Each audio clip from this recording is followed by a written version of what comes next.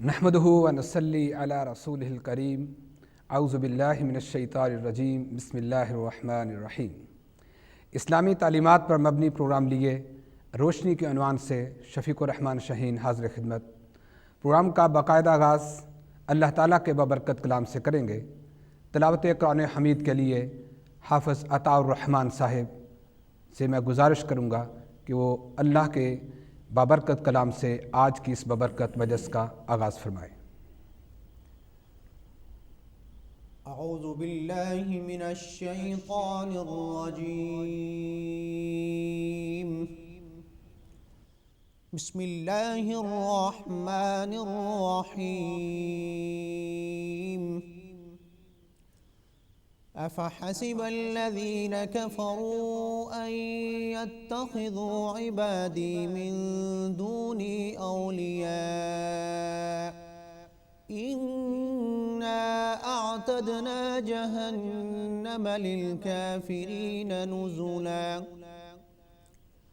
क़ुल हल नुनब्बिउकुम बिलअख़सरीन अअमाला الذين ضل سعيهم في الحياة الدنيا وهم يحسبون أنهم يحسنون صنعا أولئك الذين كفروا بآيات ربهم ولقائه فحبطت أعمالهم فلا نقيم لهم يوم القيامة وزنا ذلك جزاؤهم جهنم بما كفروا واتخذوا آياتي ورسلي هزوا إن الذين آمنوا وعملوا الصالحات كانت لهم جنات الفردوس نزلا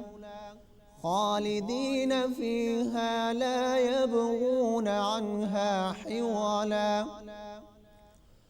قل لو كان البحر مدادا لكلمات ربي لنفد البحر قبل أن تنفد كلمات ربي ولو جئنا بمثله مددا قل إنما أنا بشر مثلكم يوحى إلي أنما إلهكم إله واحد فمن كان يرجو لقاء ربه فليعمل عملا صالحا ولا يشرك بعبادة ربه أحدا صدق الله العظيم। मुअज़्ज़िज़ नाज़रीन करम, मोहतरम जनाब हाफ़िज़ अताउर रहमान साहिब जिन्होंने सूरत काफ का आखिरी रकू जो है अपनी प्यारी आवाज़ में हमारे सामने पेश किया। नाज़रीन करम, वो दस्तूर हयात जो कि हमें दुनिया के अंदर ज़िंदगी बसर करने का सलीका सिखाता है, वो ज़ाब्ता हयात जो एक मुसलमान को कामयाबी की शाहराह पे चला के दुनिया और आखिरत के अंदर कामयाब कर देता है, उसी का नाम इस्लाम है। इस्लाम नाम है अकायद का, इबादात का, मुआमलात का। एक मुसलमान अपनी इस्लामी ज़िंदगी को कैसे गुजारे, उसका अल्लाह के साथ कैसे ताल्लुक़ हो, रसूल के साथ कैसे ताल्लुक़ हो, अंबिया इकराम के साथ कैसे ताल्लुक़ हो, घर के अंदर उसकी ज़िंदगी कैसी हो, बाहर उसकी ज़िंदगी कैसी हो, इन अमूर पर गुफ्तगू करने के लिए इंशाअल्लाह इस प्रोग्राम के अंदर जय्यद उलमाए कराम वो तशरीफ़ लाया करेंगे। और हमें खुशी है आज हमारे पास जो मेहमान हैं न सिर्फ़ बहुत अच्छे स्कॉलर बल्कि दीन और दुनिया के मामलात को समझने के लिए भी उनके पास इल्म भी है, तजर्बा भी मौजूद है और कुरान करीम के साथ एक गहरा ताल्लुक़ ख़ानदानी विरासत की सूरत में भी मौजूद है। मैं अपने मुअज़्ज़ज़ मेहमानों का तारुफ़ करवाऊँगा। मेरे पहले मेहमान मोहतरम जनाब डॉक्टर हाफ़िज़ नईमुर रहमान साहिब हैं, जो न सिर्फ़ गवर्नमेंट कॉलेज लाहौर से आला तालीम याफ्ता बल्कि दीनी तालीम इन्होंने अपने खानवादा इल्म के सरचश्मा मोहतरम जनाब हाफ़िज़ याहिया साहब, उनके बड़े भाई हाफ़िज़ मसूद आलम साहब जो कि हिंदुस्तान और पाकिस्तान के जय्यद उलमा के अंदर शरीक हैं, उनसे हासिल की और उसके बाद फिर अपनी आला तालीम इन्होंने मक्का मुकरमा यूनिवर्सिटी से इन्होंने हासिल की। میں اور اس کے بعد یہاں سے ڈرہم یونیورسٹی سے بھی اکنامکس کے اندر پی ایچ ڈی کرنے کے بعد آج کل یہ دنیا کے اندر اپنی علم اور تجربہ سے مستفید لوگوں کو کر رہے ہیں۔ محترم جناب ڈاکٹر حافظ نعیم الرحمان صاحب، بہت شکریہ۔ میرے دوسرے مہمان محترم جناب مولانا محمد ادریس مدنی صاحب جو اسکاٹ لینڈ سے تشریف لائے ہیں۔ یہ ماشاءاللہ جامعہ لاہور الاسلامیہ سے نہ صرف اعلیٰ تعلیم یافتہ بلکہ اس کے بعد علم حدیث کے اندر تحقیق کے لیے انہوں نے مسجد نبوی کے زیر سایہ مدینہ یونیورسٹی کے اندر 5 سال تک تعلیم حاصل کی اور آج کا گلاسکو کے اندر اپنی دینی ذمہ داریاں ان کو انجام دے رہے ہیں۔ ناظرین کرام، محترم مولانا ادریس مدنی صاحب ڈاکٹر حافظ نعیم الرحمان صاحب کی موجودگی سے ہم فائدہ اٹھائیں گے، اور بغیر کسی تمہید کے میں پہلا سوال کروں گا محترم جناب ڈاکٹر نعیم الرحمان صاحب سے کہ ایک مسلمان کی حیثیت سے ہمارا اللہ کے ساتھ جو تعلق ہونا چاہیے، جس کو قرآن کریم عقیدہ توحید کے نام سے جانتا ہے، معرفت دیتا ہے، ایک مسلمان کو پیغام دیتا ہے، اور ایک کامن جو بات ہمیں قرآن کریم کے ذریعے ملی وہ یہ کہ سارے انبیاء کرام جو دنیا کے اندر اللہ نے انسانیت کی رہنمائی کے لیے مبعوث کیے، ان تمام کا پیغام وہ ایک ہی تھا۔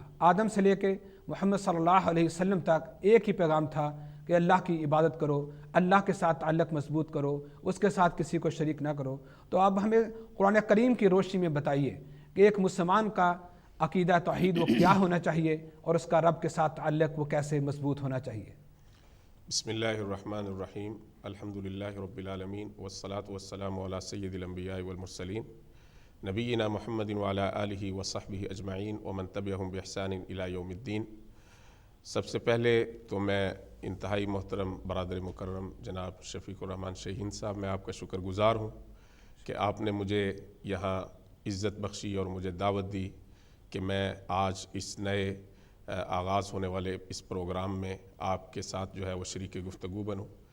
اور اس کے بعد میں یہ بھی سمجھتا ہوں کہ یہ بہت بڑا آپ کا کارنامہ ہے کہ الحمدللہ آپ نے ایک ایسا پروگرام شروع کیا ہے جس کی اس زمانے میں بہت شدید ضرورت ہے، اور انشاءاللہ العزیز میں یہ توقع رکھتا ہوں کہ آپ کی صلاحیتوں کے ساتھ اور آپ کی علمیت کے ساتھ اور اس شعبے کے ساتھ جو آپ کی وابستگی ہے اس کے پیش نظر انشاءاللہ العزیز علماء کرام کی معیت اور ان کی صحبت سے فیض یاب ہوتے ہوئے انشاءاللہ العزیز آپ لوگوں کے سامنے ایک اچھا پروگرام جو ہے وہ انشاءاللہ لے کر آئیں گے۔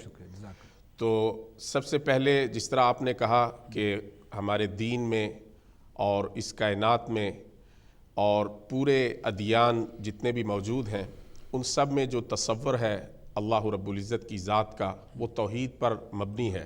خاص طور پر وہ ہمارے دین جن کو ہم انگریزی کی اصطلاح میں اس کو مونوتھسٹک ریلیجنز کہتے ہیں۔ مونوتھسٹک ریلیجن کا مطلب ہی یہی ہے کہ وہ ادیان جو توحید پر مبنی ہیں، یعنی اللہ کی توحید پر جو مبنی ادیان ہیں، اس کے اندر ہم کرسچینٹی کو بھی لیتے ہیں، اس کے اندر ہم جوڈیزم کو بھی لیتے ہیں، اور اس کے اندر اسلام کو بھی لیتے ہیں۔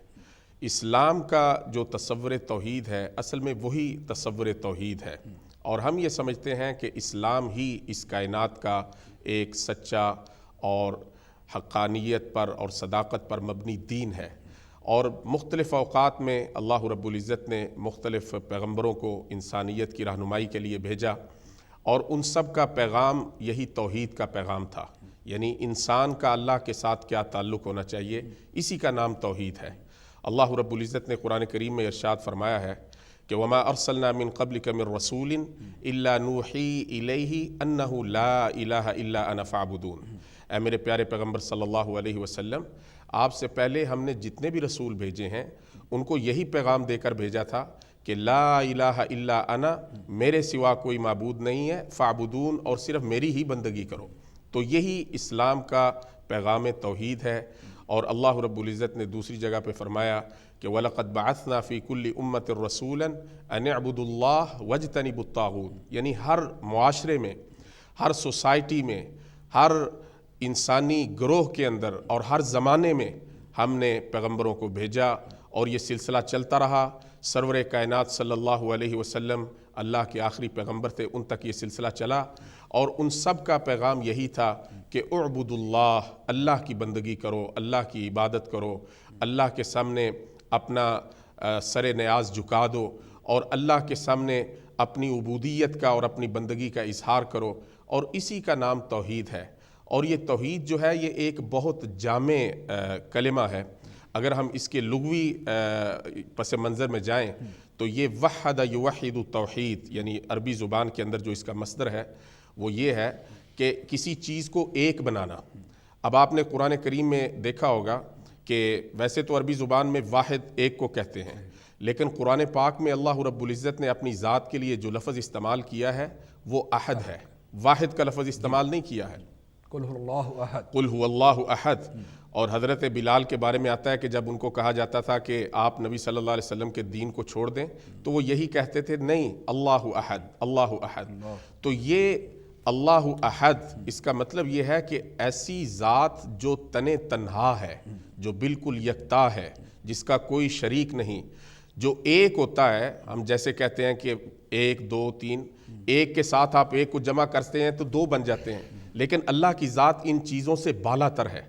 اسی کو ہم توحید کہتے ہیں کہ توحید کا مقصد یہ ہے کہ اللہ کی ذات کی ایسی معرفت اور ایسی پہچان اور ایسی شناخت، اور اللہ کی ذات کو ایسا سمجھنا کہ وہ ہر چیز سے بالا تر ہے، ہر چیز سے ماورا ہے، اور ہر چیز سے بے مثال ہے اور لازوال ہے، اور وہ اپنی ذات میں وحدہ لا شریک ہے۔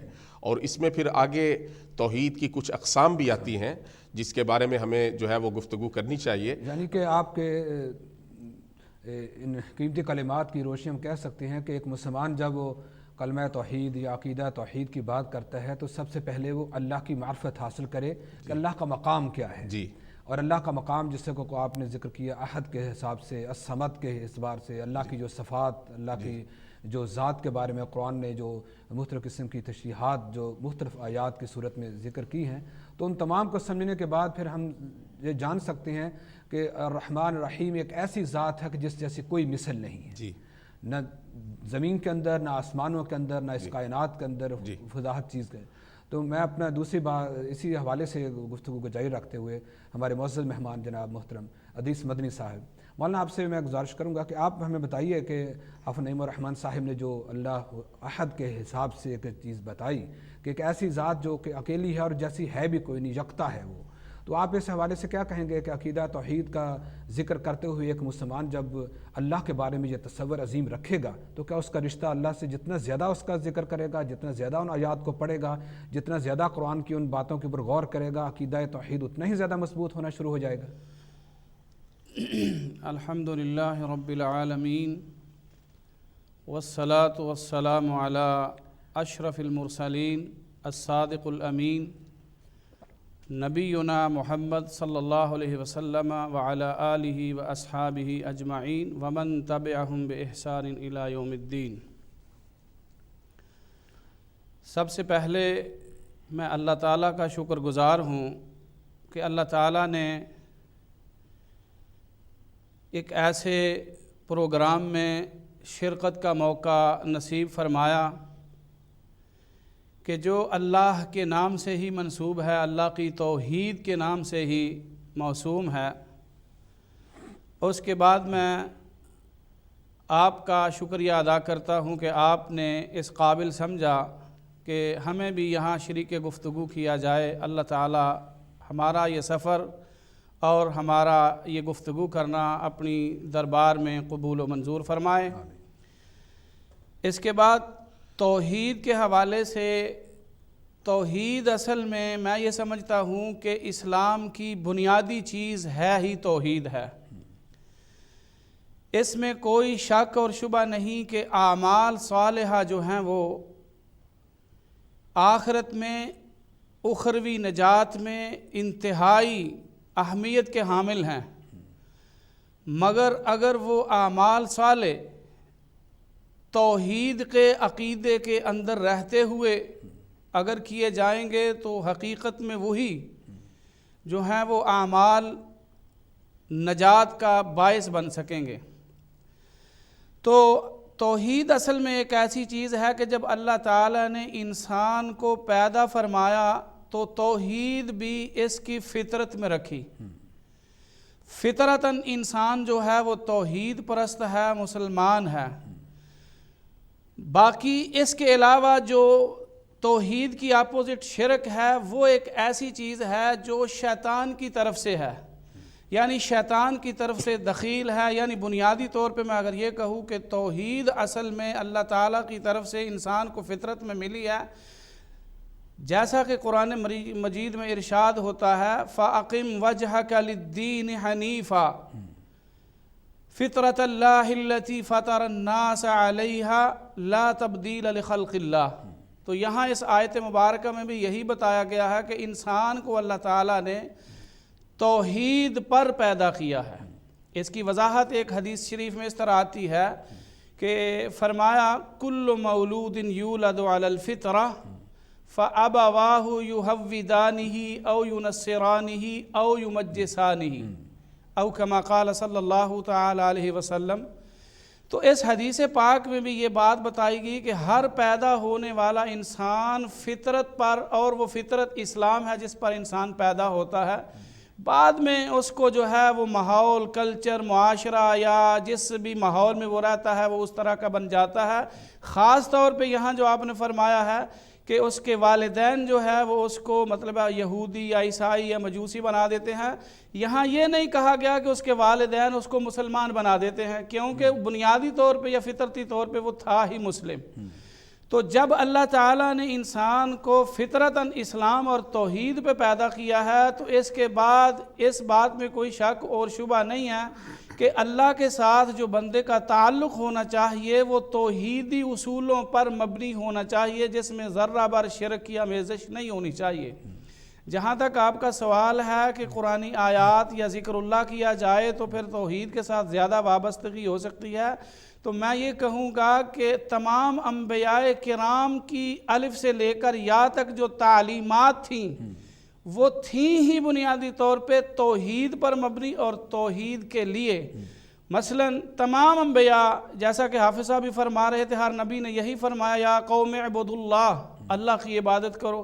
ہمارے نبی صلی اللہ علیہ وسلم کی زندگی جو ہے وہ ساری کی ساری زندگی، اور خصوصاً نبوت والا حصہ جو ہے پھر وہ آپ دیکھیں کہ دن کے وقت مثلا آپ صبح اٹھتے ہیں تو ایسی دعا پڑھتے ہیں جو توحید پر مبنی ہے۔ آپ اگر مطلب ہے کسی بھی عمل کی ابتدا کرتے ہیں تو اللہ تعالیٰ کو یاد کر کے جو ہے اللہ کی توحید کا اقرار کر کے جو ہے، اور صرف توحید کا اقرار ہی نہیں بلکہ غیر اللہ کی ہر لحاظ سے نفی کر کے جو ہے نا ہر کام کی ابتدا کی جاتی ہے۔ تو آپ صلی اللہ علیہ وسلم کا تعلق باللہ جو ہے وہ ایسی دعاؤں اور ایسی کلمات کے ساتھ تھا جو توحید کا درس، توحید کا سبق دیتے تھے۔ تو میں یہ سمجھتا ہوں کہ انسان کو اس کی پہچان کرنی چاہیے، یہی توحید جو ہے اگر ہمارے پاس ہوگی تو ہمارے سارے کے سارے گناہ جو ہیں وہ اللہ تعالیٰ قیامت والے دن ہماری ساری لغزشیں، مثلا میں یہ کہوں گا کہ اعمالی اعتبار سے جو کوتاہیاں یا لغزشیں ہوں گی وہ اگر توحید کے عقیدے کے اندر رہتے ہوئے ہوئیں تو اللہ ساری معاف کر دیں گے۔ سبحان اللہ۔ لیکن اگر یہی ایک انسان جو ہے وہ توحید کے عقیدے سے خالی ہے اور اس کے اندر توحید نہیں ہے، اس کے روئے زمین کے برابر کیے ہوئے نیک اعمال بھی قیامت والے دن اس کو فائدہ نہیں دے سکیں گے۔ تو یہاں سے آپ ذرا اندازہ کریں کہ توحید جو ہے وہ کس قدر اہم ہے۔ یعنی کہ آپ کے دونوں اسکالر حضرات کی گفتگو سے اندازہ ہوا کہ ایک مسلمان کے لیے ہر صورت میں اس کی یہ پابندی سمجھ لیں یا اس کے جسم کا ایک لازمی جز سمجھ لیں کہ ہمیشہ وہ اللہ تعالیٰ کی توحید کا اقرار کرتا رہے، اللہ کے اوپر یقین، توکل، بھروسہ ہر حالت میں رکھے گا تو اس کے باقی اعمال نیک صالح جو اعمال صالح ہیں وہ بھی درجہ قبولیت تک پہنچیں گے، اور اس کے ساتھ ساتھ اس کے لیے باقی معاملات بھی آسان ہو جائیں گے۔ تو انشاءاللہ ہم اس موضوع پر گفتگو کا جاری رکھیں گے۔ ابھی ایک بریک کا ٹائم ہے تو بریک کے بعد انشاءاللہ معزز سامعین اکرام، ناظرین اکرام، ہم واپس دوبارہ آتے ہیں ایک بریک کے بعد، اور انشاءاللہ پھر اسی موضوع کے اوپر ہم اپنے معزز مہمانوں سے مزید گفتگو کریں گے۔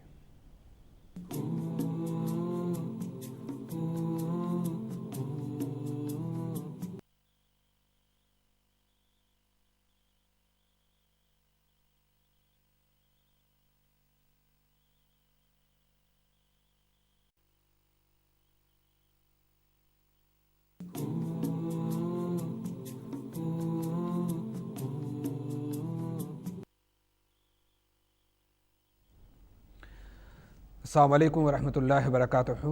मौज़ूद नाज़रीन इकराम, एक दफ़ा फिर आपकी खिदमत में हाज़िर हैं।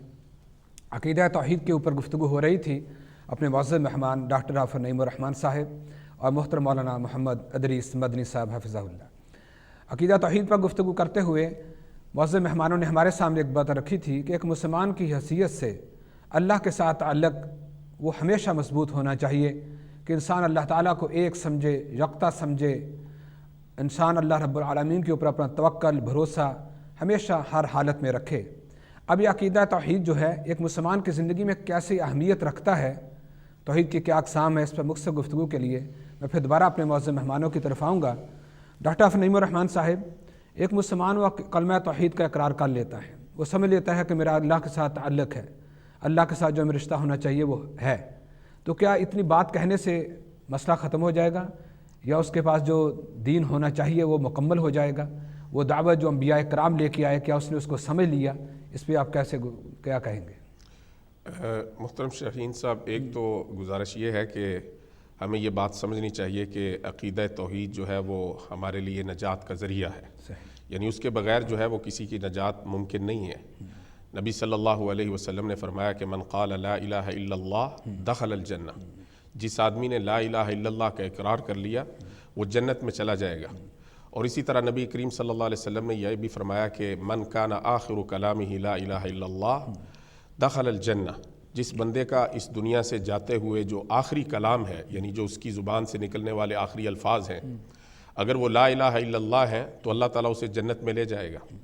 इसी तरह नबी करीम सल्लल्लाहु अलैहि वसल्लम ने फरमाया कि मन माता लम युशरिक बिल्लाह दख़लल जन्नह, कि जिस आदमी ने इस तरह अपनी ज़िंदगी गुजारी कि उसने अल्लाह के साथ किसी को शरीक नहीं किया, या अगर खुदा न खास्ता उसने पहले ज़िंदगी में शिरक किया है लेकिन बाद में उसने तौबा और इस्तिग़फ़ार के ज़रिए से अपनी मुआफ़ी मांग ली अल्लाह से और अपने गुनाहों को मुआफ़ करवा लिया, तो नबी सल्लल्लाहु अलैहि वसल्लम ने फरमाया कि वो बंदा जन्नत में जाएगा। तो जन्नत में जाने के लिए तौहीद का होना ज़रूरी है, और जो शख्स जिसके पास तौहीद की ये नेमत मौजूद नहीं है वो शख्स जन्नत में नहीं जा सकता। वो बंदा हमेशा मुखल्लद फिन्नार है, यानी वो हमेशा के लिए जो है वो जहन्नम में रहेगा।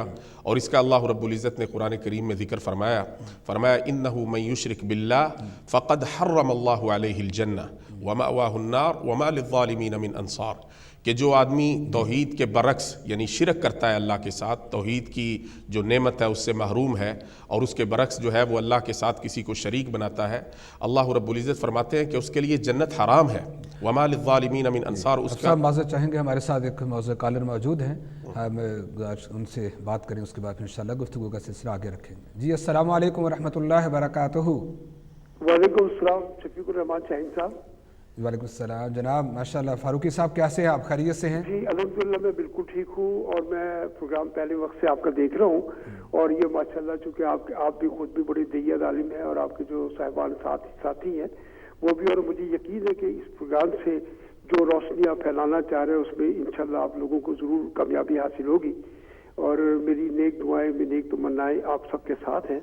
एक छोटा सा सवाल मेरे आपसे ये है कि जैसे कि अभी आप शिर्क पे गुफ्तगू फरमा रहे हैं, तो हमने कई जगह ये सुना और पढ़ा है कि अहले किताब के साथ निकाह जायज़ है और मुशरिकीन के साथ निकाह नाजायज़ है। तो आप इस पर ज़रा रोशनी डालिए, क्योंकि वो लोग जो शिर्क का बाइस में बनते हैं या शिर्क करते हैं और अहले किताब भी हैं, तो उसमें इसको आप किस तरह देखते हैं? इंशाअल्लाह ज़रूर मैं प्रोग्राम के आखिर में इंशाअल्लाह इन सवालात के ऊपर ज़रूर गुफ्तगू करेंगे। फारूकी साहब, आपकी नेक तमन्नाएँ, आपकी बेस्ट विशेज़, उनका बहुत बहुत शुक्रिया। तो अहले किताब के साथ जो निकाह के सिलसिले में जो आपने सवाल पूछा है, इंशाअल्लाह इस पर हम ज़रूर गुफ्तगू करेंगे। बहुत शुक्रिया शफीक साहब, अल्लाह आप सबको कामयाबी दे और रोशनी फैलाने का शर्फ हासिल करे। बहुत शुक्रिया, बहुत शुक्रिया। जी शाहीन साहब, मैं ये बात कर रहा था कि नबी सल्लल्लाहु अलैहि वसल्लम ने फरमाया कि इसके बगैर जो है वो बंदा जन्नत में नहीं जाएगा। और एक बहुत बड़े स्कॉलर है वहब बिन मुनब्बा, उन्होंने कहा कि ये जो है ये जन्नत के जाने के लिए एक यानी मिफ्ताह है, कुंजी है, एक चाबी है जन्नत में जाने के लिए। और किसी ने उनसे पूछा कि सिर्फ इसी एक बात के ऊपर बंदा जन्नत में चला जाएगा? तो फिर उन्होंने बड़ी खूबसूरत बात कही, क्योंकि कई हमारे लोग भी ऐसे हैं वो जो ये समझते हैं कि बस बंदा ला इलाहा इल्लल्लाह पढ़ ले, मुहम्मदुर रसूलुल्लाह सल्लल्लाहु अलैहि वसल्लम का इकरार कर ले तो बस यही काफ़ी है। تو انہوں نے بڑی خوبصورت بات کہی. انہوں نے کہا کہ ہر چابی کے ساتھ جو ہے نا وہ کچھ اور دندانے بھی ہوتے ہیں جس کے ساتھ وہ چابی کام کرتی ہے. تو کہنے کا مقصد یہ ہے کہ توحید جو ہے یہ بنیادی شرط ہے اور اس کے بغیر کسی بندے کی جو ہے وہ کامیابی نہیں ہے، اور بلکہ یہی مقصد تخلیق ہے. اللہ رب العزت نے قرآن کریم میں جو ذکر فرمایا کہ میں نے انسانوں کو اور جنوں کو کس لیے پیدا کیا، اللہ تعالیٰ فرماتے ہیں کہ میں نے اس ساری کائنات کو انسان کے لیے بنایا ہے. والذی خلق لکم ما فی الارض جمیعا، میں نے ساری کائنات کو انسان کے لیے بنایا ہے. اور انسانوں کو یہ فرمایا کہ وما خلقت الجن والانس الا لیعبدون، میں نے انسانوں کو اور جنوں کو صرف اپنی بندگی کے لیے بنایا ہے. میں نے انسانوں اور جنوں کو صرف اپنی بندگی کے لیے پیدا کیا. قرآن کریم کی ایک بہت ہی مختصر جامع آیت کریمہ ہے. انشاءاللہ اس پہ مزید ہم گفتگو کریں گے. ہمارے ساتھ ایک کالر موجود ہیں. السلام علیکم ورحمۃ اللہ وبرکاتہ. وعلیکم السلام ورحمۃ اللہ وبرکاتہ. میری طرف سے تمام مہمان گرامی کو السلام. السلام علیکم ورحمۃ اللہ. میں کیسر بات کر رہا ہوں لانگ سائڈ سے. جی بھائی. ماشاءاللہ بہت اچھا پروگرام چل رہا ہے، کیونکہ ہمیں آج کل میرے خیال سے سب سے زیادہ ضرورت توحید کو سمجھنے کی ہے. کیونکہ باقی تو بہت ساری باتیں ہوتی، لیکن جو بیسک چیز توحید ہے. تو یہ میں کہتا ہوں آپ لوگوں کی بہت اچھی کوشش ہے کہ آپ لوگ یہ پروگرام لے کے آئے ہیں کہ ہماری بہنوں کو، ہمارے بچوں کو، ہم سب کو پتہ چلے کہ توحید ہے کیا چیز. جزاک اللہ بھائی جان، بہت شکریہ. انشاءاللہ ہم کوشش کریں گے ہمیں اس پروگرام کو ہم قرآن و سنت ہی کی روشنی میں پیش کر سکیں اور قرآن کریم کی آیات ہی ہماری جو ہے دلائل ہوں، ہماری تقویت کے لیے کا باعث بنے. اور اس کے ساتھ ساتھ ہم نے پروگرام کا نام بھی روشنی رکھا ہے کہ من الظلمات الی النور، اندھیروں سے روشنی کی طرف. تو یقینی طور پر قرآن کریم ہمارے لیے روشنی ہے، رسول اللہ صلی اللہ علیہ وسلم کے فرامین ہمارے لیے روشنی ہے، اور اس کے ساتھ ساتھ صحابہ کرام اہل بیت کی زندگیاں ہمارے لیے روشنی ہے. ان ساری چیزوں کے اندر رہتے ہوئے ہی انشاءاللہ ہم کوشش کریں گے کہ اس پروگرام کے ذریعے ہم امت مسلمہ کے سامنے کچھ ایسی چیزیں رکھ سکیں کہ جن کو وہ سیکھ کے، جن کے اوپر غور کر کے، تدبر، فکر کر کے وہ اپنی زندگیوں کی نہ صرف خود اصلاح کر سکیں بلکہ معاشرے کے اندر جہاں جہاں بھی وہ رہتے ہیں اپنی روشنی سے وہ دوسروں کو بھی وہ مستفید کر سکیں. محترم نعیم الرحمن صاحب، آپ گفتگو کر رہے تھے وما خلقت الجن والانس الا لیعبدون. جی شفیق صاحب، میں یہ کہہ رہا تھا کہ یہ انسان کی تخلیق کا مقصد ہے. یعنی انسان یہ سمجھے کہ میں اس دنیا میں کس لیے آیا ہوں، میرا خالق کون ہے، میرا مالک کون ہے، میرا رازق کون ہے، اور میری زندگی کا مقصد کیا ہے. اور یہ میری زندگی کا مقصد جو ہے وہ اللہ کی فرما برداری اور اللہ کی بندگی اور اللہ کے سامنے عبادت گزاری ہے. اور یہی بڑے خوبصورت انداز میں جو ہے وہ، اور یہی مسلمانوں کا ایک شعار تھا، ان کی پہچان تھی. اور اقبال یہی کہتے ہیں کہ میری زندگی کا مقصد تیرے دین کی سرفرازی، میں اسی لیے مسلمان، میں اسی لیے نمازی. میں یہ سمجھتا ہوں کہ آج ہمارے اندر بہت ساری چیزیں ایسی آ گئی ہیں کہ جس کی وجہ سے ہم توحید کے اس تصور سے جو ہے وہ محروم ہو چکے ہیں، اور اس کے لیے ہمیں دوبارہ جو ہے وہ اسی طرف لوٹنا ہے. کیونکہ اللہ رب العزت کے وعدے جو ہیں وہ ان لوگوں کے ساتھ ہے جو توحید کے اوپر کاربند ہیں. اور نبی کریم صلی اللہ علیہ وسلم نے بھی اپنی قوم کو جو سب سے پہلا پیغام دیا، یا ایھا الناس انی رسول اللہ الیکم جمیعا الذی لہ ملک السماوات والارض لا الہ الا هو یحیی ویمیت. یہ جو کلمہ لا الہ الا اللہ ہے، آج لوگ اس کا ورد کرتے ہیں، بہت ورد کرتے ہیں، لیکن وہ جو کہنے والے نے کہا تھا کہ زبان سے کہہ بھی دیا لا الہ تو کیا حاصل، دل و نگاہ مسلمان نہیں تو کچھ بھی نہیں. دل و نگاہ مسلمان نہیں تو کچھ بھی نہیں. انشاءاللہ گفتگو کا آغاز جاری رکھیں گے. میرے ساتھ ایک کالر موجود ہے، ہم سے بات کریں گے اپنے معزز بھائی سے. السلام علیکم ورحمۃ اللہ وبرکاتہ. وعلیکم السلام ورحمۃ اللہ وبرکاتہ. السلام علیکم جناب. میرا سوال یہ ہے علامہ صاحب جی کہ یہ جو معاشرے میں آج کل شرک و بدعات، قبر پرستی کی وجہ سے ہو رہا ہے، جی ذرا میری آپ سے ریکویسٹ ہے کہ اس پر بھی تھوڑی سی روشنی جو ہے آپ ضرور ڈالیں. جی انشاءاللہ ضرور. بہت شکریہ بھائی جان، آپ نے کال کیا ہمیں. تو معاشرے کے اندر جو اس کے عقیدہ توحید کے جو مطلب منافی جو نظریات یا تصورات یا رسومات و خیالات جو چلے جا رہے ہیں، اس پہ بھی گفتگو انشاءاللہ ہم ضرور کیا کریں گے.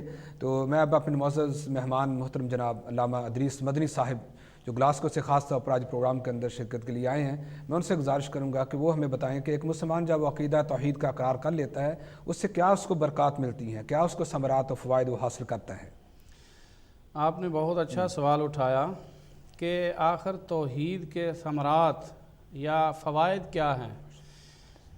مختصر سے ٹائم میں فوائد کو شمار نہیں کیا جا سکتا، لیکن ٹچ کیا جا سکتا ہے۔ بہرحال بہت سارے فوائد ہیں، ان میں سے سب سے پہلا فائدہ تو آپ یہ سمجھیں کہ اللہ تعالیٰ کی رضا کا حصول، اللہ تعالیٰ راضی ہی اس توحید پر ہوتا ہے۔ اللہ تعالیٰ نے یعنی اپنے بندوں کو پیدا اس لیے کیا ہے کہ وہ میری توحید کا اقرار اعتراف کریں۔ اس کے بعد انبیاء کرام کا جو سلسلہ اللہ تعالیٰ نے فرمایا ہے وہ بھی 1,24,000 کم و بیش پیغمبر اسی لیے تو تشریف لائے تھے کہ وہ اللہ کی توحید لوگوں میں جو ہے وہ عام کریں اور وہ سکھائیں، توحید کے اصول اور ضابطے لوگوں کو سکھائیں۔ تو سب سے پہلا فائدہ تو میں یہ سمجھتا ہوں کہ اللہ تعالیٰ کی رضا کا حصول اور جنت میں داخلہ، جیسا کہ حافظ صاحب فرما رہے تھے۔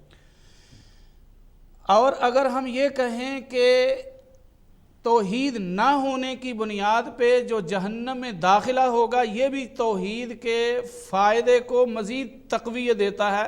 یعنی جس انسان کے پاس توحید نہیں ہوگی وہ بندہ جنت سے محروم ہوگا اور وہ ہمیشہ جو ہے وہ مخلد فی النار رہے گا۔ تو یہ بھی جو ہے توحید کا فائدہ ہے ایک بہت، کہ اتنے بڑے عذاب سے جو ہمیشگی کا ہوگا اس سے انسان محفوظ رہ جائے گا۔ اس کے علاوہ میں نے تھوڑی سی بات کی تھی شروع میں کہ توحید کی موجودگی میں اگر انسان سے اعمال کے اندر کچھ کمی کوتاہی یا لغزش رہ گئی تو اللہ تعالیٰ توحید کی برکت سے وہ معاف کر دے گا اور اس انسان کو جنت میں داخلہ عطا فرمائے گا۔ لیکن اگر کوئی انسان توحید اس کے پاس نہ ہو، بظاہر اس کے پاس بہت سارے نیک اعمال کیوں نہ ہو، وہ انسان وہ اعمال اس کے لیے بیکار اور عبث ثابت ہوں گے اور اس کو کوئی اس کا بینیفٹ نہیں ملے گا۔ ہم اپنی گفتگو جاری رکھیں گے انشاءاللہ۔ ہمارے ساتھ کالر موجود ہیں، ان سے بات کرتے ہیں۔ جی السلام علیکم۔ السلام علیکم۔ وعلیکم السلام ورحمۃ اللہ وبرکاتہ۔ جی بھائی جان، آپ کیا حال ہے؟ ٹھیک ہے الحمدللہ۔ کون سا آپ بول رہے ہیں، کہاں سے بول رہے ہیں آپ؟ میں حسن بول رہا ہوں گلاسگو سے۔ جی، اور یہ میں نے کہنا تھا کہ یہ جو آپ کا یہ پروگرام ہے، فرسٹ آف آل یہ بہت اچھا پروگرام ہے اور ینگ ویورز کے لیے یہ بہت اچھا ہے۔ بہت شکریہ۔ اور میرا سوال یہ ہے کہ میں نے یہ حافظ نعیم صاحب سے یہ پوچھنا تھا کہ جو میرے ایج 17 ہے، تو جہاں میرا جو ایریا اور جہاں میں اسکول جاتا ہوں وہاں شرک بہت ہوتا ہے اور وہ کہتے ہیں یا رسول اللہ، یہ وہ کہتے ہیں، اور مجھے کچھ جی ٹھیک بھائی جان، آپ کی کال ڈراپ ہو گئی ہے تو انشاءاللہ آپ سے دوبارہ پھر بات کریں گے۔ تو ادریس مدری صاحب آپ بتا رہے تھے کہ ایک مسلمان جس وقت عقیدہ توحید کے ساتھ صحیح طریقے سے منسلک ہو جاتا ہے، اس کے اعمال صالح وہ بھی قبول ہوتے ہیں، بے شمار وہ اپنی رسومات خرافات سے بھی بچ جاتا ہے اور اس کا ہر عمل جو ہے ایک وہ پٹری کی کامیابی کی لائن کی طرف وہ چل پڑتا ہے۔ جی تو اس میں بہت ساری احادیث شریف کے اندر مثالیں موجود ہیں۔ مثال کے طور پہ اللہ کے نبی صلی اللہ علیہ وسلم نے فرمایا کہ ایک آدمی قیامت کے دن اللہ کے دربار میں پیش کیا جائے گا اور اس کے 99 دفتر جو ہیں وہ گناہوں سے بھرے ہوئے ہوں گے اور وہ اپنے گناہوں کی وجہ سے بہت مایوس ہوگا، پریشان ہوگا۔ رب العالمین فرمائیں گے کہ آج کسی پر ظلم اور زیادتی نہیں ہوگی، آج ہمارے پاس آپ کی ایک نیکی بھی موجود ہے، جائیے میزان پہ جا کر جائیے وہاں دیکھیے اور اپنی نیکی کو حاصل کیجیے۔ جب وہ بندہ وہاں جائے گا، حدیث شریف میں یہ بات موجود ہے کہ گناہ جو ہیں 99 دفتر اس کے جو ہے وہ ایک پلڑے میں رکھ دیے جائیں گے اور دوسری نیکی جو ایک ہی نیکی تھی وہ دوسرے پلڑے میں رکھ دی جائے گی، اور جب ترازو پہ یہ تلیں گے نیکی اور بدی تو صرف ایک نیکی جو ہے اس کا پلڑا بھارا ہو جائے گا تمام گناہوں کی نسبت۔ اور وہ نیکی اس کی کیا تھی؟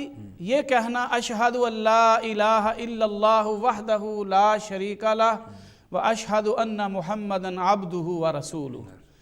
اب آپ یہاں سے اندازہ کر لیں کہ ساری زندگی کے گناہ اور گناہوں کی انبار، پہاڑوں جیسے گناہ بھی اس بندے نے کیے، مگر جب اخلاص کے ساتھ اس نے ایک لا الہ الا اللہ محمد الرسول اللہ کا دل سے اعتراف اور اقرار کیا تھا، قیامت والے دن اس کو کتنا بینیفٹ ملا۔ اور اس کے اپوزٹ اگر جائیں تو قرآن مجید میں یہ بات موجود ہے کہ کافر حضرات جن کے پاس ایمان کی دولت نہیں، اسلام کی دولت نہیں، توحید نہیں ہے، قیامت والے دن وہ چاہیں گے کہ زمین کے برابر اگر ان کے پاس سونا ہو، وہ اپنے آپ کو اللہ کے عذاب سے بچاؤ کے لیے فدیے کے طور پہ وہ سونا خرچ کر دے، صدقہ خیرات کرے، تب بھی اللہ فرماتے ہیں ما تقبل منہم، ان سے وہ خیرات اور صدقہ ان سے فدیے کے طور پہ قبول نہیں کیا جائے گا، بلکہ ان کے لیے دردناک عذاب ہوگا، اور ان کا کوئی مددگار وہاں نہیں آ پائے گا جو ان کو اللہ کے عذاب سے چھڑا سکے۔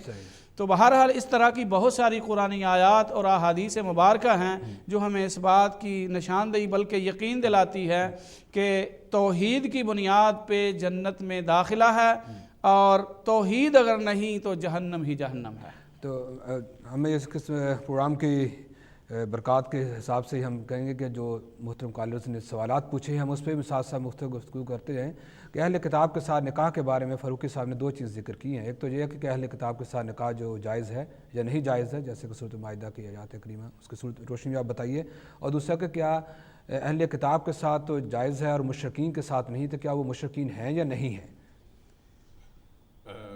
بڑا اچھا سوال ہے، اور آج کل ہمارے اس موجودہ معاشرے میں خاص طور پر جہاں ہم ان مغربی ممالک میں رہتے ہیں تو یہ بڑا پریکٹیکل سوال ہے۔ بہت سارے لوگ اس سلسلے میں ہمارے پاس آتے ہیں اور ہم سے سوالات پوچھتے ہیں کہ میں کسی یہودی عورت کے ساتھ یا کسی عیسائی عورت کے ساتھ شادی کر سکتا ہوں یا نہیں۔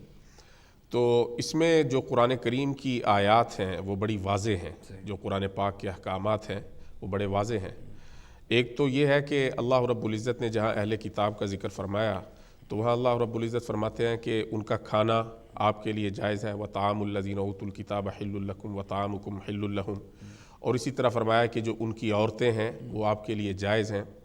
لیکن یہاں پر یہ جو علماء کرام ہیں، مفسرین کرام اور ہمارے جو محدثین اور دوسرے اسکالرز حضرات ہیں، ان کا یہ کہنا ہے کہ یہ وہ اہل کتاب ہے کہ جو شرک کرنے والے نہیں ہیں، جو شرک کرنے والے نہیں ہیں، کیونکہ کالر موجود ہیں، ان سے بات کریں، اس کے بعد انشاءاللہ اس پہ گفتگو کرتے ہیں۔ جی بھائی جان، السلام علیکم ورحمۃ اللہ۔ ہیلو، السلام علیکم جی۔ جی وعلیکم السلام، کیا حال ہے بھائی صاحب؟ الحمدللہ، اللہ شکر۔ کون صاحب کہاں سے بول رہے ہیں آپ؟ میں طاہر بول رہا ہوں جی، آئرلینڈ سے۔ جی، میں نے ابھی ٹی وی آن کیا تو آپ کا پروگرام لگا ہے ماشاءاللہ۔ تو میں نے یہ جو صاحب ابھی بات کر رہے تھے، میں نے پوری بات تو نہیں سنی تھی، ابھی ٹی وی آن کیا تو جو کہہ رہے تھے کہ قیامت والے دن صرف توحید پہ جو ہے وہ آپ کی سارا جو ہے دارمدار ہے۔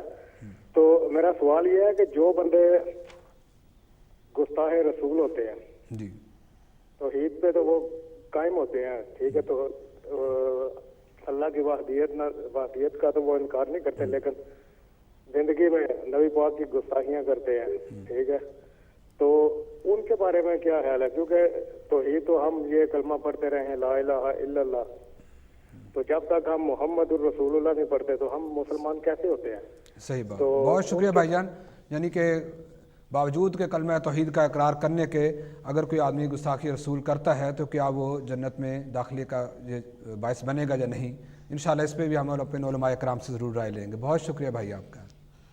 جی ڈاکٹر صاحب، اہل کتاب کی خواتین کے ساتھ نکاح کے بارے میں، یعنی اہل کتاب کی جو خواتین ہیں ان کے ساتھ نکاح جائز ہے، اس میں کوئی جو ہے وہ دوسری رائے نہیں ہے۔ لیکن اس کے ساتھ ساتھ اللہ رب العزت نے یہ بھی قرآن میں فرمایا کہ وَلَا تَنْكِحُوا الْمُشْرِكَاتِ حَتَّى يُؤْمِنَّ وَلَأَمَةٌ مُؤْمِنَةٌ خَيْرٌ مِّن مُشْرِكَةٍ وَلَوْ أَعْجَبَتْكُمْ، یعنی مشرکہ عورت کے ساتھ جو ہے وہ نکاح نہ کریں۔ اور اسی طرح فرمایا کہ الزانی لا ينكح الا زانیۃ او مشرکہ، کہ جو مشرک زانی مرد ہے وہ یا تو کسی زانی عورت کے ساتھ شادی کرے گا یا کسی مشرک عورت کے ساتھ شادی کرے گا۔ تو کہنے کا مقصد یہ ہے کہ اسلام جو ہے وہ پاک دامنی والی زندگی کی طرف لوگوں کو رغبت دلاتا ہے، اس کی طرف دعوت دیتا ہے۔ تو اگر کوئی آدمی ایسا ہے جو اہل کتاب میں سے کسی ایسی عورت کو تلاش کرتا ہے یا ایسے عورت کو وہ پاتا ہے کہ جو پاک دامن ہو اور وہ شرک پر جو ہے زندگی نہ گزار رہی ہو تو اس کے ساتھ وہ شادی کر سکتا ہے. لیکن خدا نخواستہ اگر اہل کتاب کی کوئی عورت ایسی ہو جو پاک دامن بھی نہ ہو اور جو شرک والی زندگی گزار رہی ہو تو اس کے ساتھ نکاح جائز نہیں ہے. اس لیے قرآن کریم کے اندر جو محسنات کا لفظ استعمال کیا گیا کہ اہل کتاب کی وہ خواتین جو کہ محسنات ہیں، پاک دامن ہیں، اور ان کے ساتھ اگر کبھی حالات کی مجبوری کی وجہ سے اگر نکاح کرنا پڑے تو آپ کر سکتے ہیں. جی ہم کالوں سے بات کریں گے تو انشاءاللہ، تاکہ ہم وقت بھی تو تھوڑا رہ رہا ہے تاکہ ہم ساتھ ساتھ مختصر گفتگو بھی کرتے جائیں. جی بھائی السلام علیکم. وعلیکم السلام. جی کون صاحب کہاں سے بول رہے ہیں؟ سر میں بریڈ فوڈ سے بول رہا ہوں، آصف نام ہے. جی بھائی. سر وہ سوال ایک میرا یہ تھا، میں بھی لیگرم لین میں بھی مسجد ادھر نماز پڑھنا شروع کیا ہے. تو سنی جو فار ایگزامپل وہ جو ہمارا مکاتب فکر ہے اس سے میرا تعلق تھا، لیکن ابھی جب میں ادھر انگلینڈ میں ہوں تو پھر ادھر میں نے نماز پڑھنا شروع کیا. وہ تو ایک سر وہ تھوڑا سا تضاد یہ ہے کہ فار ایگزامپل وہ ہمیں لوگ جو کہتے ہیں، فار ایگزامپل وہ جو ادھر لوگ نماز پڑھتے ہیں ان کو وہ کہتے ہیں جی یار حدیث والے ہیں یہ وہ. تو فار ایگزامپل ہمارا جو اسٹانس ہے ان لوگوں کے جی بھائی جان، آپ کا سوال پوری طرح نہیں ہم سن سکے، معذر خواہ ہیں. انشاءاللہ اگلے پروگرام میں فون کیجیے گا، انشاءاللہ ضرور اس پہ بات کریں گے، اور ہمارے پاس وقت بھی بہت کم ہے. تو دوسرا سوال ایک آیا تھا کہ مولانا ادریس مدین صاحب سے میں گزارش کروں گا کہ آپ اس پہ روشنی ڈالیں کہ معاشرے کے اندر مختلف ہونے والے جو شرکی امور ہیں، کیونکہ آپ نے جہاں عقیدہ توحید کے بارے میں ذکر کی وہاں یہ بھی کہا کہ شرکی امور سے بھی اجتناب یہ بھی ضروری ہے. تو ایک عام مسلمان جو ہے وہ اپنے آپ کو کیسے وہ شناخت کرے ان شرکی امور سے، کیسے اپنے آپ کو بچائے اور کیسے دوسری امت مسلمہ کے لیے جو اصلاح کا جو فریضہ ہے اس کو انجام دے؟ دیکھیے شفیق صاحب، بہت ساری بیماریاں ہوتی ہیں اور ہر بیماری کا کوئی نہ کوئی علاج ہوتا ہے. صحیح بات. تو شرک یا بدعت کے اندر کوئی انسان اگر مبتلا ہے تو میں یہ سمجھتا ہوں کہ وہ جہالت کی بنیاد پر ہے اور لا علمی کی بنیاد پہ ایسا کرتا ہے. تو جہالت کا علاج ہے علم کا حصول، اور توحید و سنت کو سمجھنے کے لیے جو اہم ترین چیز ہے وہ انبیاء کرام کی تعلیمات ہیں، اور وہ قرآن و سنت کی موجودگی میں ہمارے پاس موجود ہیں. تو میں ایسا سوال کرنے والے بھائی سے یہ کہوں گا، یا اس کے لیے میں یہ کہہ سکتا ہوں کہ دیکھیے قرآن و سنت کے ساتھ اپنے آپ کو وابستہ کیجئے، قرآن مجید کو سمجھیے، قرآن مجید کی تعلیمات کو سمجھیے اور احادیث رسول، اور خاص کر کے وہ اذکار اور دعائیں جو مختلف اوقات میں نبی کریم علیہ السلام نے پڑھی ہیں، اگر ہم ان کا مطلب ہے ان کو خود پریکٹیکلی پڑھیں بھی اور ان کے معانی پہ بھی غور کریں تو بہت ساری شرک کے لیے ہمیں جو ہے نا یہ شرک اور توحید میں فرق نظر آ جاتا ہے. تو اس بنیاد پہ علم ہی ایک اصل ایسی چیز ہے کہ جس کی بنیاد پہ خود بھی بچا جا سکتا ہے اور دوسروں کو بھی بچایا جا سکتا ہے. آپ کو ایک دعا ایک کوئی ایسی دعا بتا دیں تاکہ ہم اس پروگرام کے ذریعے کچھ ایک پیغام بھی دے سکیں کہ اس دعا کو بھی اگر آدمی زیادہ مطالعہ کرے یا ان کو پڑھے یا اس کا ورد کرے، اس کے اوپر غور کرے، اس کے ترجمے کو سمجھے، تو اس سے بھی انشاءاللہ اس کے علم کے ساتھ اس کی وابستگی وہ مزید بڑھے گی. اگر انسان جو ہے وہ لا الہ الا اللہ وحدہ لا شریک لہ لہ الملک و لہ الحمد وہو علی کل شیء قدیر، نبی پاک صلی اللہ علیہ وسلم کا ارشاد گرامی ہے کہ یہ ایک ایسی دعا ہے جو تمام دعاؤں میں سب سے بہترین دعا ہے، اور خاص کر کے عرفات کے میدان میں نبی پاک صلی اللہ علیہ وسلم نے یہ پڑھی، اور یہ بھی فرمایا کہ مجھ سے پہلے بھی تمام انبیاء کرام نے یہ دعا جو ہے وہ پڑھی ہے. تو یہاں اس دعا میں توحید کا اقرار بھی ہے اور شرک کا انکار بھی ہے، بلکہ میں تو یہ کہوں گا کہ اس قسم کی دعاؤں میں پہلے شرک کا انکار ہے پھر توحید کا اقرار ہے، کیونکہ توحید اور شرک جیسے جھوٹ اور سچ اکٹھے نہیں ہو سکتے، اسی طرح شرک اور توحید نہیں اکٹھی ہو سکتی. تو پہلے لا الہ الا اللہ کہا گیا ہے، یعنی لا الہ یعنی ہے ہی کچھ نہیں ہے، اگر کوئی چیز ہے تو وہ اللہ تعالیٰ کی ذات پاک ہے. ماشاءاللہ بہت پیاری گفتگو کی گئی آج محترم ہمارے دونوں معزز مہمانوں کی طرف سے، اور دو چیزیں بڑی واضح طور سے سامنے آج کے پروگرام کے اندر آئی ہیں. ایک تو یہ کہ جو قرآن نے پیغام دیا فَعْلَمْ أَنَّهُ لَا إِلَهَ إِلَّا اللَّهِ، ایک مسلمان ہمیشہ جو کلمہ پڑھنے والا ہے وہ یہ جانے کہ لا الہ الا اللہ اس کا مطلب کیا ہے، اور اس کو سمجھانے والے جو شخصیت محمد الرسول اللہ ان کی زندگی کیا تھی صلی اللہ علیہ وسلم، ان کا کیا پیغام تھا، اور سارے انبیاء کرام جو دعوت لے کے آئے وہ اصل میں ایک ہی نقطہ تھا کہ وہ کلمہ توحید تھا، جس کو مسلمان صرف سمجھے، اس کے اوپر غور کرے، فکر کرے، تدبر کرے، اور دوسرا قرآن کا جو پیغام کہ ان صلاتی و نسکی و محیای و مماتی للہ رب العالمین، کہ ایک مسلمان کی زندگی کیسی ہونی چاہیے، ہماری نماز ہو، ہماری عبادات ہوں، ہماری قربانی ہو، ہمارا جینا ہو، ہمارا مرنا ہو، وہ ہمیشہ انسان ذہن میں رکھے کہ وہ للہ رب العالمین، اس ذات کے لیے جو کہ دونوں جہانوں کا پالنے والا ہے۔ اس حوالے سے آج جو ہم نے گفتگو کی ہے، ہم نے ایک پیغام دینے کی کوشش کی ہے کہ ہم اپنے اوپر بھی غور و فکر کریں اور امت تک بھی یہ پیغام پہنچائیں کہ ایک مسلمان کی حیثیت سے ہم اپنے رب کی طرف لوٹ آئیں، جڑ جائیں، اپنے تعلق کو مضبوط بنا لیں۔ آج کے پروگرام کا ہم اختتام یہیں کرتے ہیں۔ اپنے معزز مہمانوں کو بہت شکریہ ادا کرتے ہیں جو لمبا سفر کر کے ذہن تشریف لائے۔ انشاءاللہ آئندہ ہفتہ کے لیے اجازت دیجیے، آئندہ ہفتہ اتباع رسول کے حوالے سے بھی ہم ضرور گفتگو کریں گے۔ وآخر دعوانا والحمدللہ رب العالمین۔ بہت شکریہ، جزاکم اللہ خیرا۔